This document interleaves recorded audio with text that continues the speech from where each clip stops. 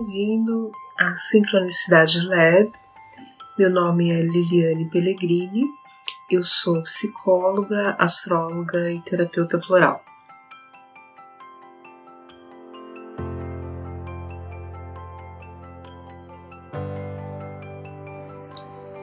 E a Lua, que está na sexta casa, né, que traz essa tendência à somatização e também uma forma de evitar lidar com as emoções, trabalhando excessivamente, a pessoa tende a ser workaholic.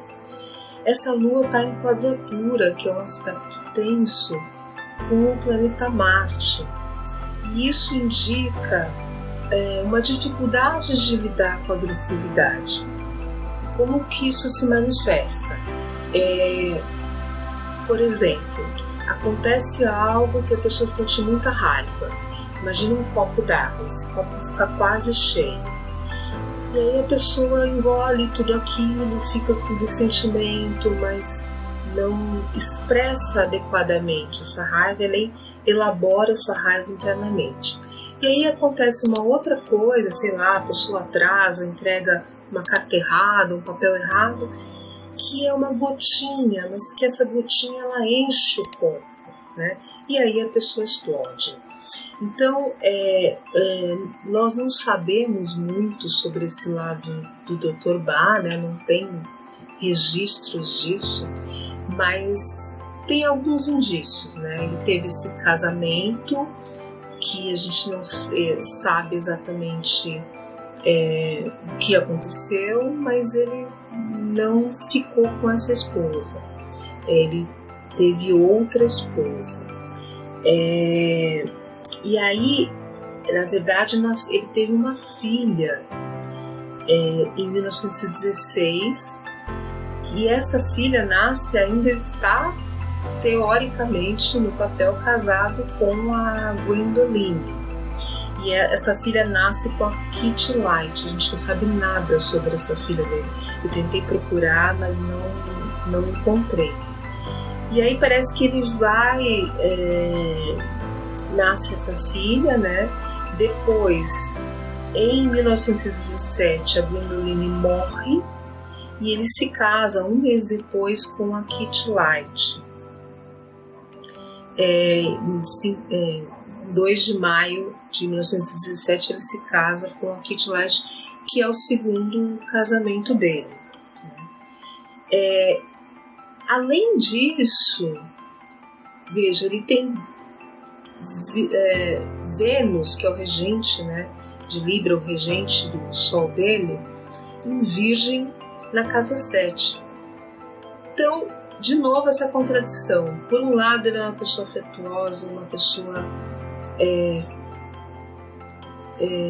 fina, equilibrada no trato com as pessoas, mas Vênus em Virgem ele é muito reservado e tem muita dificuldade de demonstrar o afeto dele na intimidade, nas relações íntimas. E talvez por isso que a gente saiba tão pouco, né, sobre os relacionamentos do Dr. Bach. No entanto, né, você vê, ele teve 2 casamentos, né?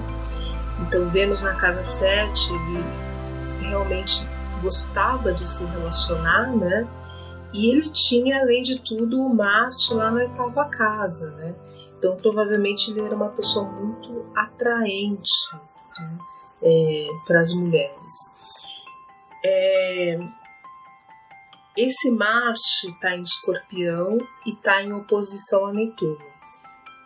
Os únicos aspectos tensos no mapa do Dr. Bach são o Marte quadratura Lua, que a gente já falou, e o Marte em quadratura Netuno, em oposição a Netuno, que também traz características parecidas com a da Lua, mas que aumenta essa explosividade. É como se fosse riscar um fósforo num ambiente cheio de gás, né? Explode de forma repentina. E aí também a tendência aos colapsos, né? Então a gente está em 1917 E aí, em 1917, ele tem outro colapso de saúde. Ele fica inconsciente, tem uma hemorragia muito forte. Ele tinha um câncer na região abdominal, se não me engano, no baço, né? Tinha um tumor. E aí ele estava trabalhando e perde os sentidos no trabalho, quer dizer, ele devia estar sentindo muita dor, mesmo assim estava trabalhando. E aí ele é submetido a uma cirurgia e os médicos não sabiam se ele ia resistir à cirurgia, né? E por causa da gravidade do tumor e da situação, os médicos dizem que ele só tinha 3 meses de vida. Mas ele sobreviveu, né? E aí começa uma nova etapa na vida dele, que ele começa a trabalhar no Hospital Homeopático de Londres, depois que ele se recupera, e começa a pesquisar as vacinas em 1919. E aí um pouco a gente tem o auge da carreira dele como cientista, né, como médico. Lembrando que o Dr. Bach tem o Sol em Libra, né, ele está em conjunção com Mercúrio. E essa conjunção de Sol-Mercúrio traz muito o lado cientista dele, né? Essa questão da pesquisa, dele ser tão aplicado nas pesquisas, etc. E aí o Dr. Bach, ele se dedica a essas pesquisas e a vida inteira trabalhando muito e sempre pesquisando. O Sol também está em conjunção com o Urano. Então vejam que esse lado dele inovador, né, ele sempre busca métodos científicos inovadores, ele está à frente do seu tempo, ele enxerga além do seu tempo. E os escritos deles mostram muito isso, né? Ele fala do hospital do futuro, do médico do futuro, então ele está sempre olhando além do seu tempo. E aí, essa visão, né, de Sol e Urano, que é uma visão futurista, uma visão inovadora, mas ao mesmo tempo, quem tem Sol e Urano tem muita dificuldade em conviver com regras, com limitações, porque é muita criatividade, né? Então aquela coisa cerceada, né, das regras, limitações, horários, é muito difícil para uma pessoa criativa que tem Sol em conjunção Urano. E isso a Nora Wicks fala muito, né? Fala que ele tinha essa dificuldade. Embora, como ele tenha a Lua na 6ª casa, ele tinha dificuldade, mas ele cumpria, né? Ele cumpria os horários tanto da fábrica lá que ele trabalhou, como no hospital, mas isso era algo que ele se ressentia. Então, provavelmente, isso revertia em estresse e problemas de saúde. Bem, um outro aspecto também do Dr. Bach, do Sol, é que o Sol dele está em trígono com Netuno e Plutão, reforçando as questões que a gente já falou sobre o poder de concentração, a intuição muito exacerbada. Bem, daí, a partir de 1920, a gente pode começar a dizer que ele teve o auge dele como cientista, porque ele publicou, né, vários trabalhos, ele teve muito reconhecimento, ele abriu um consultório na Harley Street, que era considerada assim a rua dos médicos bem-sucedidos, né? E ele abriu esse consultório lá, tinha um laboratório que ele fazia as pesquisas dele, um laboratório próprio, onde ele tinha assistentes, ele contratou pessoas. E aí, durante esse período, ele foi se dedicando porque ele acreditava que com o método científico ele encontraria a cura, né, universal que ele tanto desejava. E aí tem uma coisa importante, que dia 20 de fevereiro de 1920 ele se filiou à maçonaria. E essa participação na maçonaria era algo muito importante na vida dele e que refletiu bastante no trabalho dele com os florais, né? Bem, aí essa questão do interesse dele pela maçonaria aparece no mapa dele com uma conjunção de Netuno com Plutão, né? Que isso vai ficar evidente, esse interesse por estudos de ocultismo, interesses por estudar o sentido da vida, né?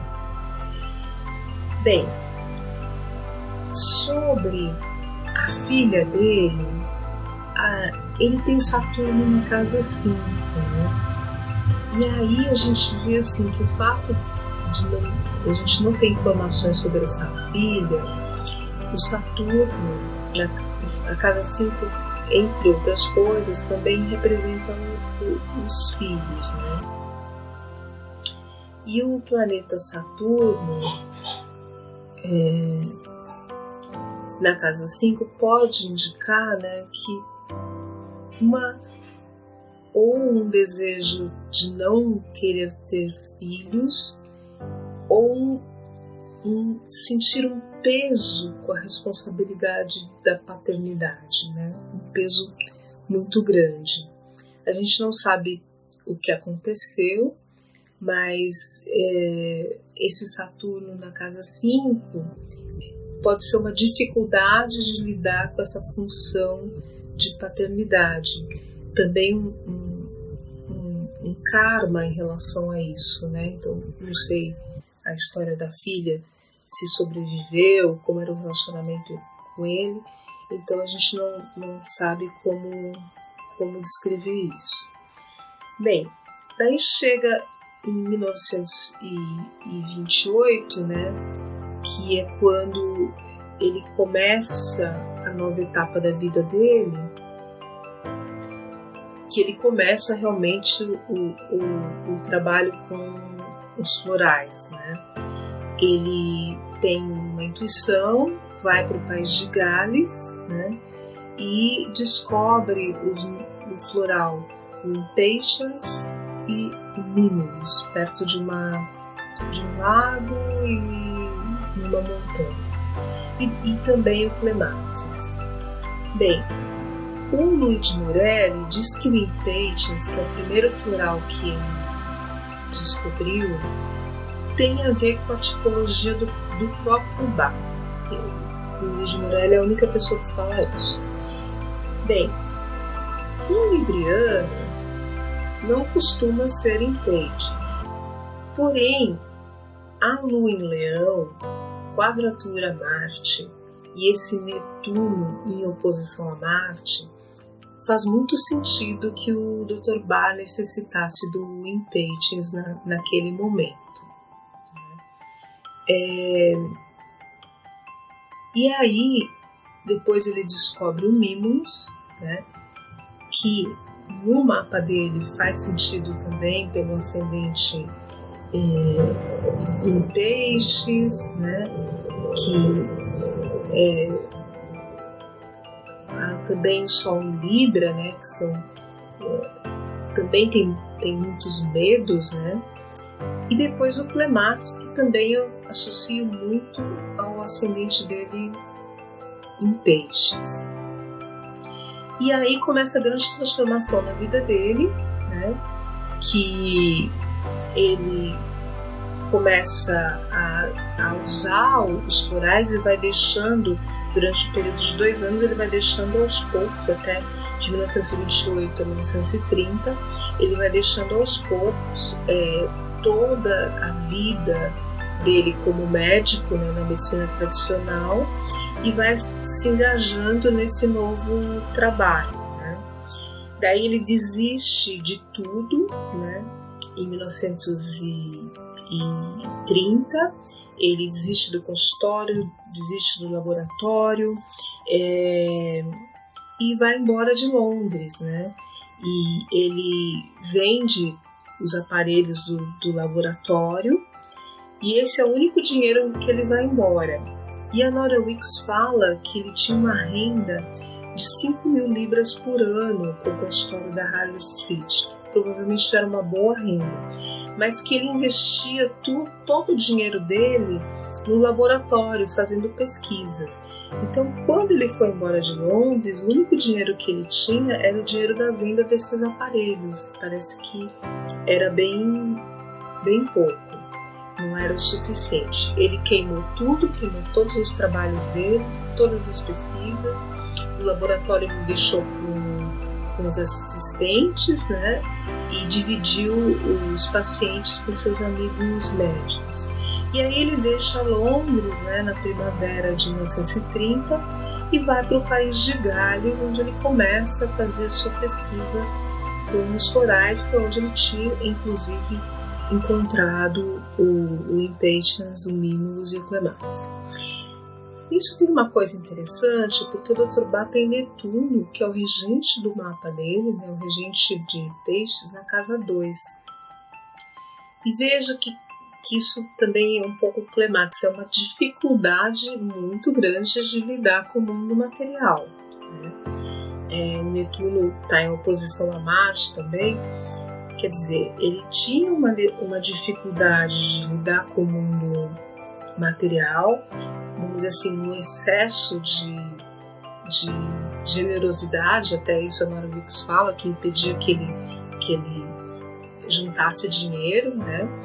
Mas esse fato dele ter saído com poucas libras nos bolsos de Londres mostra muito o Netuno ali na casa 2, e mostra também que ele era desprendido, porque ele foi viver uma vida bem simples, ele alcançou o auge, né, o sucesso, ele tinha trabalhos publicados pela Sociedade Real de Medicina de Londres, ele tinha reconhecimento, era um grande cientista, e ele abandonou tudo e foi viver uma vida simples, uma vida no campo, né, mas provavelmente, a gente não sabe, ele deve ter tido muita dificuldade em lidar com o dinheiro. Talvez ele não gostasse de cobrar pelos serviços, tivesse culpa. Essa é uma questão que provavelmente apareceu no mapa dele. Bem, para finalizar, né,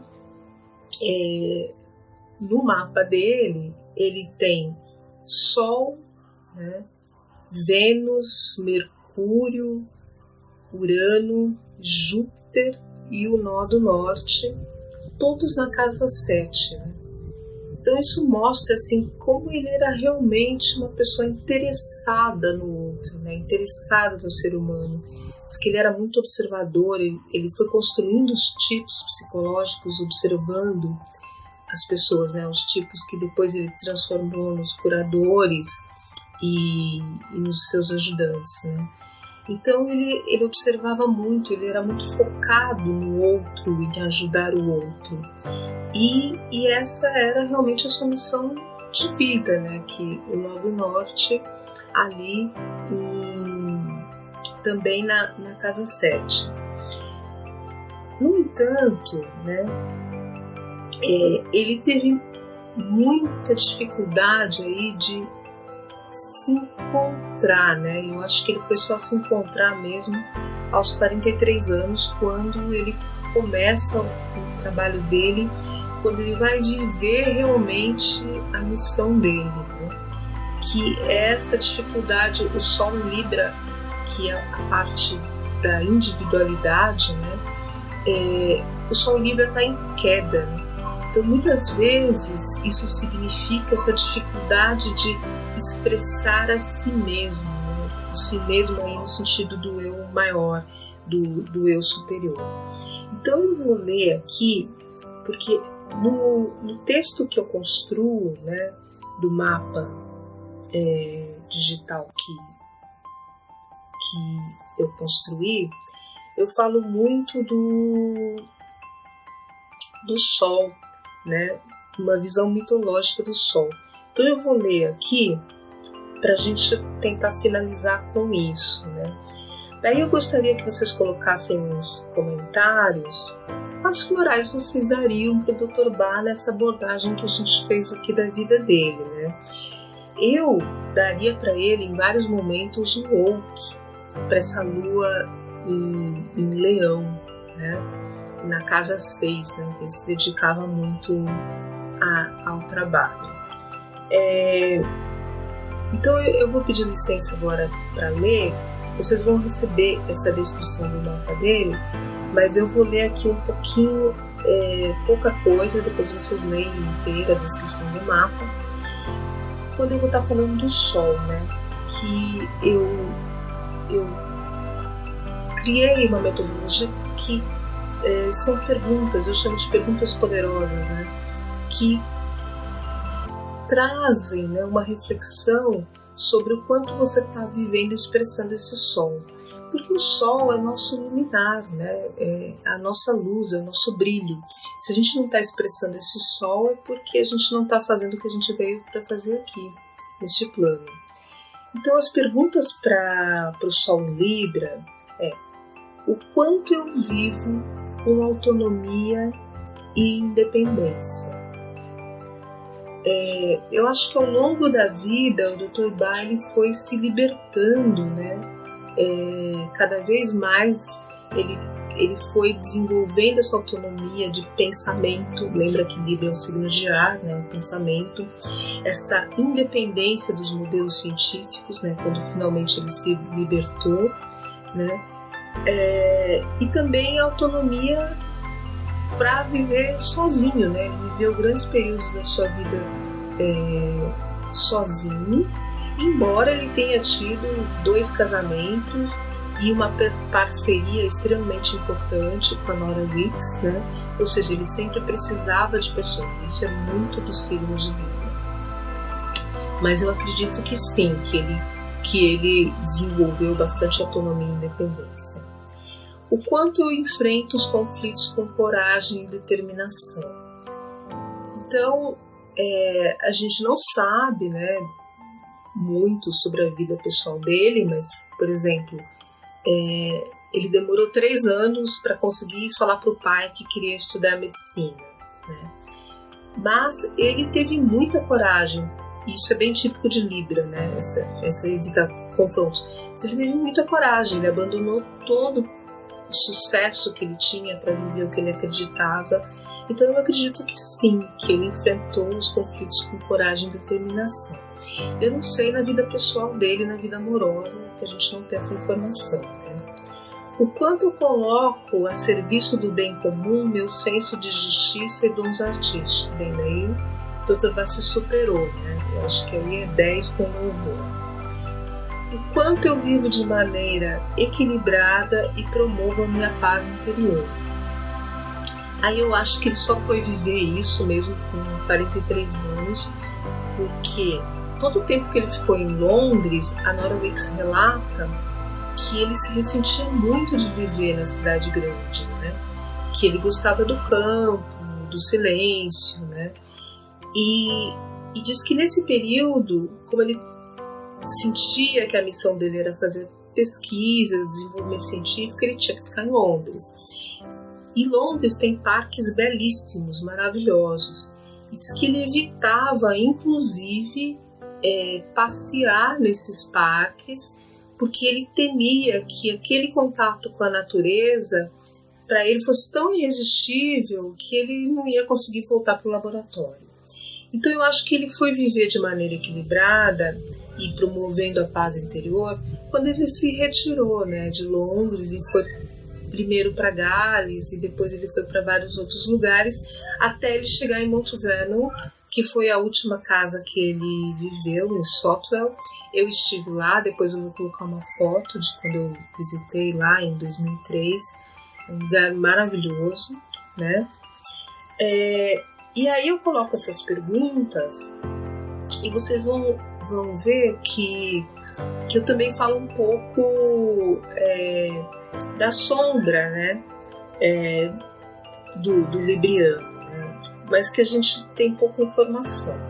E aí o floral, né, que o Peter Damian indicou para Libra é o Escleranthus. Então eu indico aqui também Escleranthus como um floral libriano, um floral para o Dr. Bach, né? Coincidentemente, depois vocês vão ler a Lua em Leão dele, para mim o floral de Lua em Leão é o Oak, né? E aí vocês vão ver. E depois eu vou descrevendo cada planeta e cada posição astrológica, né? Também assim, a Lua na casa 6, eu também vou colocar algumas imagens, né, para a posição do Sol e da Lua no Pinterest, que eu acredito que você visualizar imagens, e eu coloco inclusive da flor, né, do floral que eu estou indicando, ajuda muito no processo de autoconhecimento, né? E também eu coloco do Sound Healing, eu coloco o som, né, indicado do Sound Healing para o Sol, né, em Libra. E aí vocês vão poder clicar também e conferir isso. Bem, então eu queria que vocês deixassem alguns comentários, né, o que vocês acharam do vídeo, o que vocês acharam da interpretação do mapa, e também eu queria que vocês colocassem quais florais vocês também dariam para o Dr. Bach, né, até 1930, a gente abordou esse período da vida dele, do nascimento de 1930, e também sugerissem outros temas para a gente continuar a nossa conversa aqui no Sincronicidade Net. Obrigada e estou muito feliz com a sua participação aqui.